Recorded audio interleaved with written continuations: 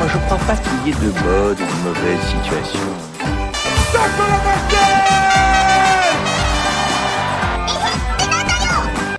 Mamma mia! C'est pas parce qu'on n'a rien de dire qu'il faut fermer sa gueule, n'est-ce pas? Mais oui, c'est clair.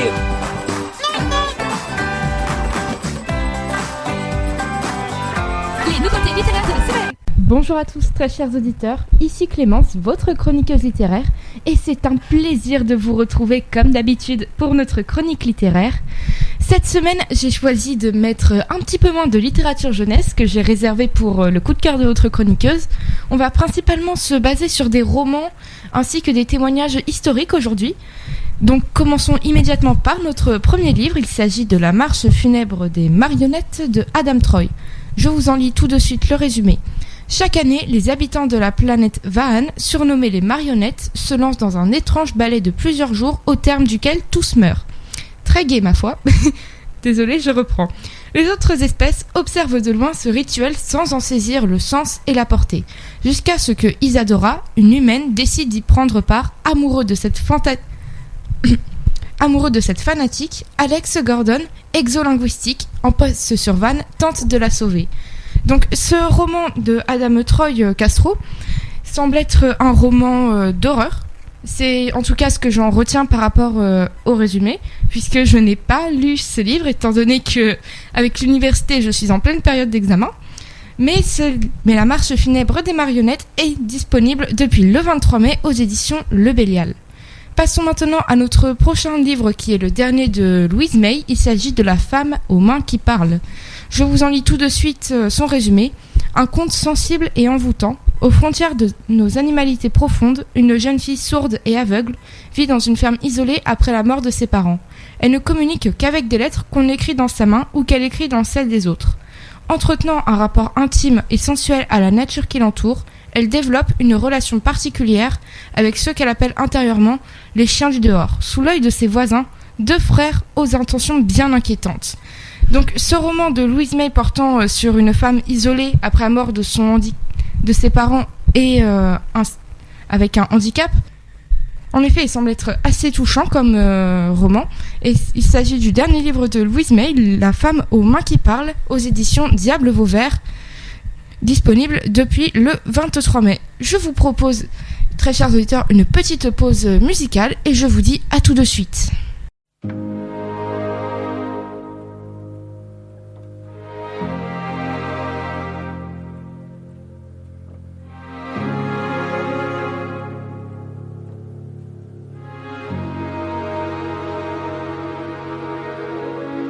À ta place, j'abandonnerai la pose, le masque.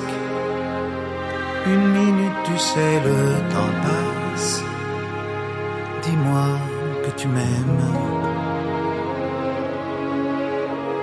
Sur la place, c'est pas tout à fait Montréal, mais y a de la neige au Palais Royal. Dis-moi que si même tu hésites encore, regarde le décor. Le soir descend et nos regards s'éclairent.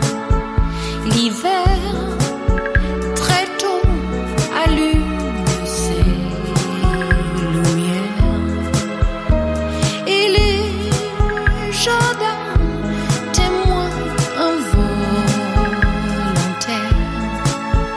d'un amour qui commence à se faire. Avant toi, mon cœur battait au ralenti, à faire semblant, à faire comme si, pour y croire quand même. Je sens, je sais que c'est le moment où je nais.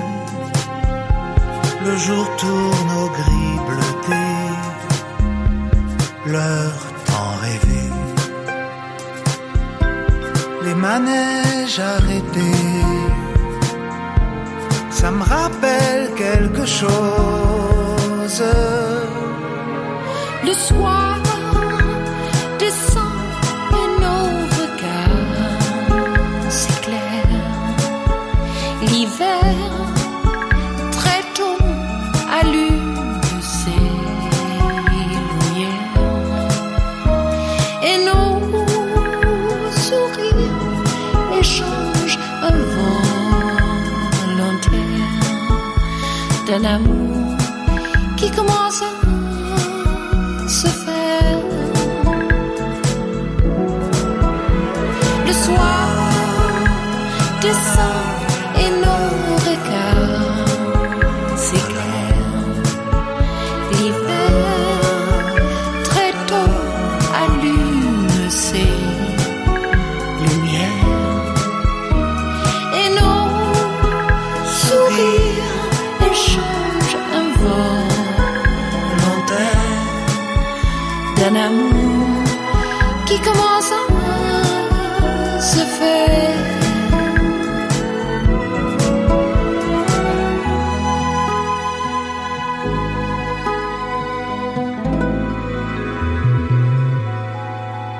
Bon retour parmi nous, vous êtes toujours sur RVL 103.1, c'est toujours Clémence, votre chroniqueuse littéraire, et nous allons tout de suite passer à Cendrillon et Ella, le dernier livre de Barbara Slade, dont je vous lis tout de suite le résumé.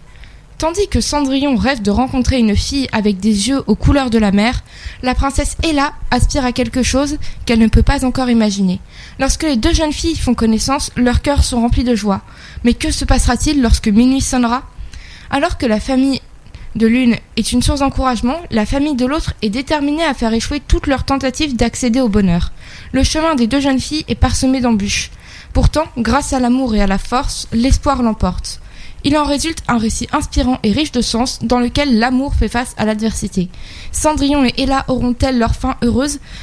Un livre qui me paraît très intéressant et surtout abordant des thèmes LGBTQIA+, sachant que, comme vous le savez peut-être, la Pride commence bientôt, donc la Pride, le Pride Month. Le Pride Month, pour ceux qui ne voient pas ce que c'est, laissez-moi éclairer votre lanterne. Il s'agit du mois des fiertés, qui a lieu chaque année au mois de juin, avec comme objectif de rappeler le combat LGBTQIA, c'est tous les ans. Il y a d'ailleurs une Pride au Havre, tout comme il y en a partout dans le monde d'ailleurs. Et ce livre, Cendrillon et Ella de Barbara Slade, il est disponible depuis le 21 mai aux éditions Scolic. Passons tout de suite à notre prochain livre qui est le dernier de Evie Woods. Il s'agit de La librairie disparue. Je vous en lis tout de suite son résumé.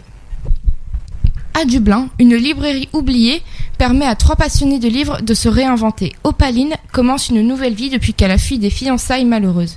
Martha retrouve la liberté après un mariage abusif et Henry saisit la chance de réaliser ses rêves.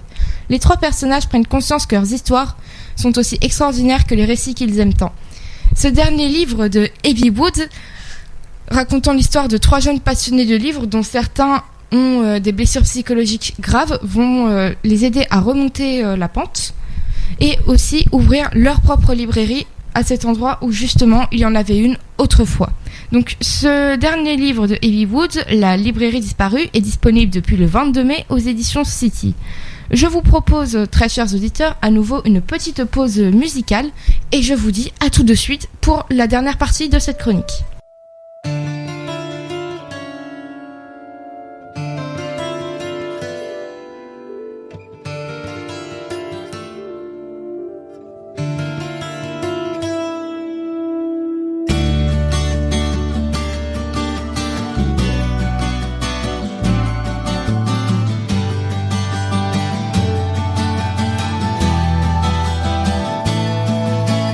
Je parlais de l'amour comme on parle du temps, sans l'avoir vu au jour, sans le connaître vraiment. J'y pensais comme on rêve, j'en rêvais sans y croire, entre ces cœurs en grève et ces histoires pour voir. Je m'attendais pas à toi, je m'attendais pas à ça, je m'attendais pas à moi dans ce rôle-là.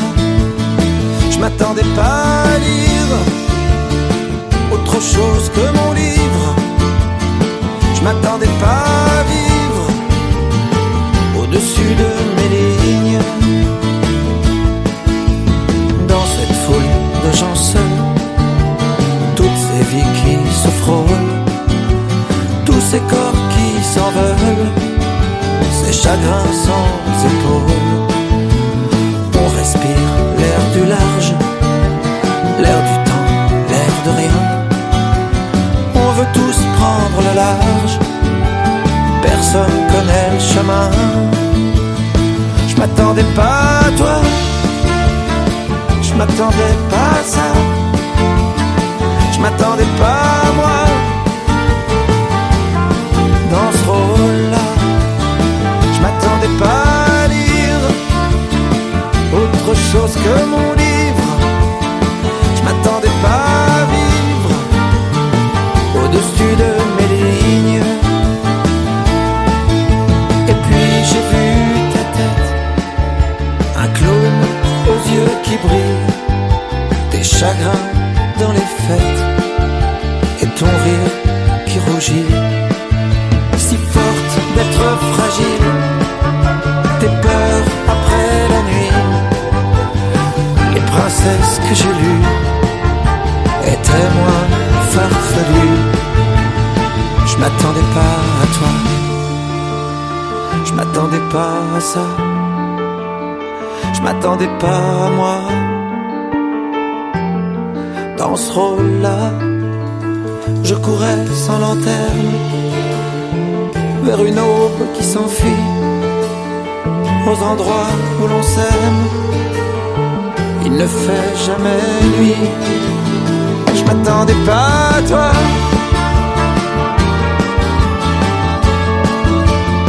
je m'attendais pas à moi dans ce rôle-là. Et la route fut belle, de mes rêves à ma vie, croustillante de dentelle, rideau neuf, nouveau lit. J'ai posé 1000 questions à mon cœur, à ma tête. J'ai planté le vieux garçon au milieu de ces peut-être, tous ces jours plus pareils, tous ces matins parfaits où tes yeux me réveillent dans un rire, un secret. Je m'attendais pas à ça. Vous êtes toujours sur RVL 103.1, bon retour parmi nous et bienvenue à ceux qui nous rejoignent. Vous êtes toujours dans la chronique des nouveautés littéraires de la semaine avec Clémence et nous allons tout de suite reprendre avec un livre qui est un témoignage historique. Il s'agit de « Elle s'appelait Anne Frank » de Miep Gies, dont je vous lis tout de suite le résumé. Je n'ai rien d'héroïque, je ne suis que le maillon final de la longue, très longue chaîne de braves Hollandais qui ont fait ce que j'ai fait. Pendant 2 ans, Miep Gies a aidé Anne Frank et sa famille à se cacher des nazis dans un immeuble d'Amsterdam. C'est également grâce à elle que le journal d'Anne est parvenu jusqu'à nous, puisqu'elle l'a conservé et caché après l'arrestation de la jeune fille, avant de le remettre à son père, Otto Frank. Dans ce témoignage historique, elle raconte comment, avec quelques autres, elle a permis aux Frank de survivre pendant leur clandestinité. Elle évoque aussi, toujours avec pudeur, le quotidien d'une résistante lors de l'occupation allemande, avec ses doutes, ses craintes et ses rêves, et sa participation au devoir de mémoire une fois la guerre terminée. Un document à la valeur inestimable, qui est d'ailleurs jugé comme extrêmement poignant par le magazine Femme Actuelle.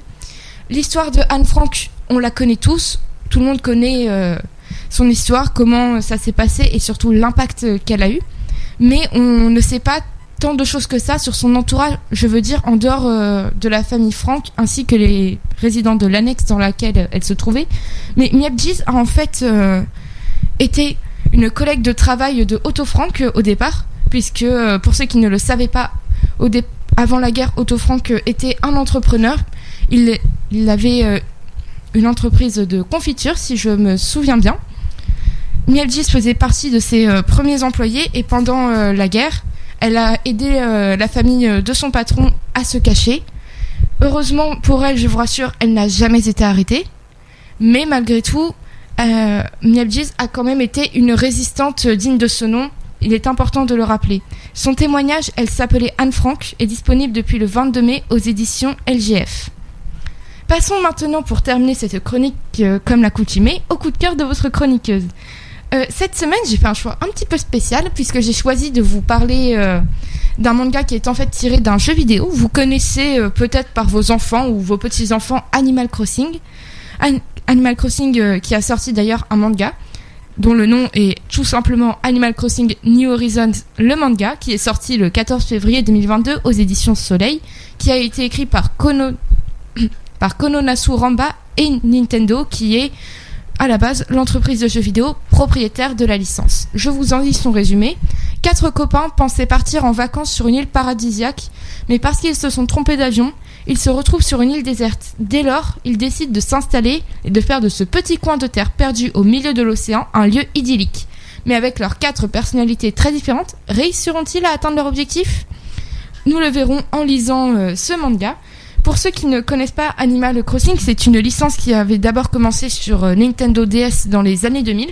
C'est d'ailleurs une des licences qui m'a fait découvrir les jeux vidéo ainsi que ma passion principale, puisque j'ai découvert cette licence quand j'avais, il me semble, 6 ou 7 ans, puisque je suis, pour ceux qui ne le savent pas, autre qu'une passionnée de littérature, une très grosse geek. J'adore les jeux vidéo, mais cette licence, honnêtement, elle est pour tous les âges. C'est vraiment un jeu relaxant, Animal Crossing, puisque selon l'opus sur Nintendo DS et 3DS, vous étiez maire d'une ville que vous pouviez aménager un petit peu comme vous le voulez.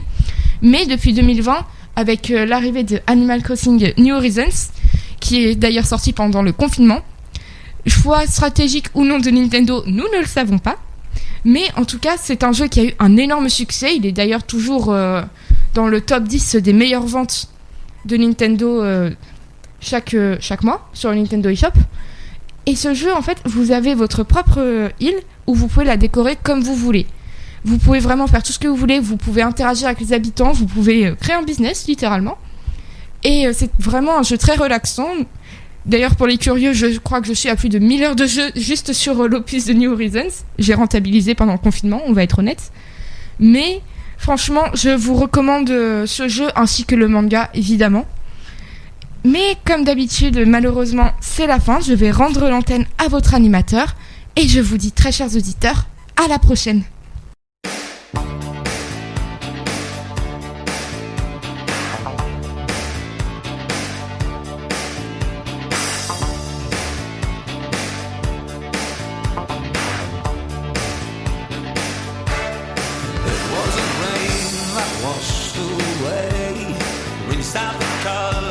Of your eyes, putting the gun down on the bedside table. I must have realized it wasn't the rain that made a difference.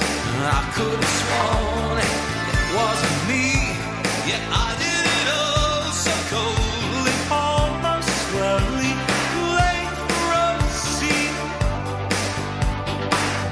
Oh, come on.